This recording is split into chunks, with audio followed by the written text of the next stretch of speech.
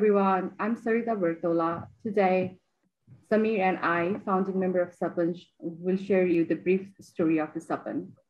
Sapan, South Asia Peace Action Network, is the tale of history, hope, and connection. When we remember the word Sapan, it should start with Bina Server. Bina Server thought about the Sapan. She dreamed about the Sapan, and it is carried by a number of founding members, volunteers, supporter, and our advisor. I'm not sure if we can highlight Bina in this at this point. If we can we highlight Bina? Bina is a journalist, artist, documentary filmmaker from Karachi, Lahore, work on peace, media, and gender issues. Bina is the editor of Aman Ki Asa, founding member of PIPFPD, and she teaches in Boston. And she's a power bank for all the volunteer members, everyone who is active in Sapan. When we asked Bina, what made you work towards building Sapan?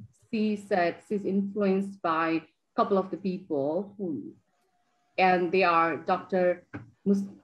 Mubashir Hassan, sorry if I pronounced the name wrong, Asma Jangir, Dr. Bernard Lawn, and Dr. Muhammad Sarwar. Bina heard the concept of visa-free South Asia for the first time from Dr. Mubashir Hassan. Dr. Hassan, a hawk-turned-dove, is a co-founder of Pakistan-India People's Forum for Peace and Democracy. Dr. Hassan introduced Bina to Dr. Lawn. Dr. Lawn is a peace activist, environmental campaigner, and Nobel laureate.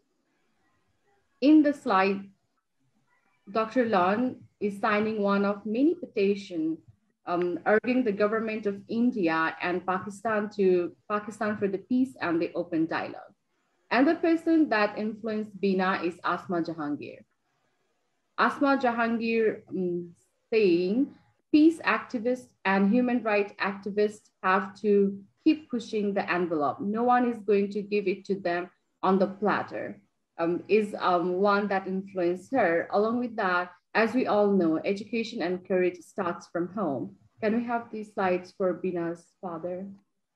Which brings her father, Dr. Muhammad Sarwar, who led the 1950s student movement in Pakistan with DSF, Democratic Student Federation. With all the inspiration and background work, Sapan was founded in March 2021 as a network of peacemongers. The network is designed to connect people around the South Asia intergenerationally and interregionally. And over to you, Samir. Thank you so much, everyone.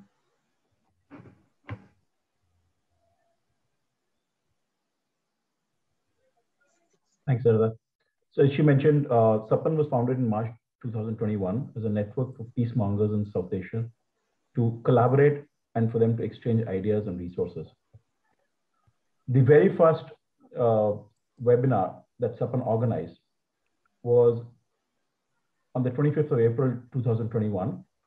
And it was about the cross-border empathy and cooperation in the time of COVID. This was a time when COVID was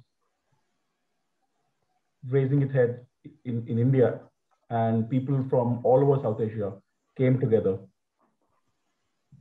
in sympathy and in cooperation. The next event was on the 30th of May, 2021. And this was again a solidarity event, but it was an event in which we shared our grief and we shared our inspiration and we shared the strategies that each country was adopting to deal with the COVID pandemic at the time. The event in June was about peace and health and how we can come together and deal with the issue of health as a matter of human rights. The next event was about women and sports, the challenges and wins.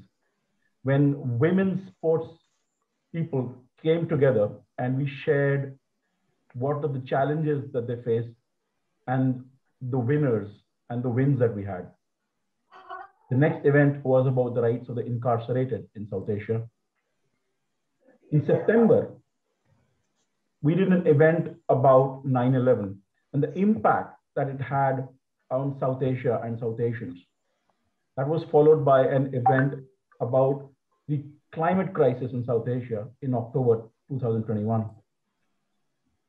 In November, we did an event about gender violence in South Asia.